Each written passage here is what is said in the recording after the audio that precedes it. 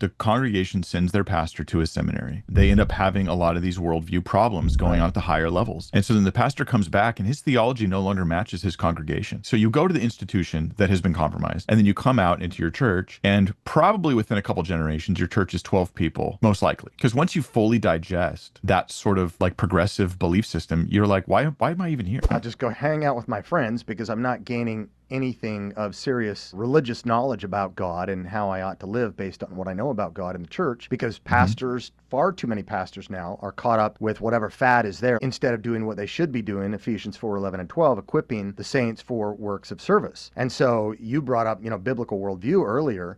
I think a lot of us are familiar with Worldview inventory that comes out annually from Arizona Christian University, where in 2022, I believe it was, they showed that only 6% of Americans hold to a biblical worldview. But it seems like you should have more than 6%. A year later, it dropped down to 4%. Among pastors, it's 37%. But I guess we have reason to celebrate, because when you say non-denominational and evangelical pastors, it's between 51 and 57%. Whoa! And Mark Knoll wrote the book 30 years ago, The Scandal of the Evangelical Mind. And on page 1, he said the scandal is that there isn't much of an evangelical mind.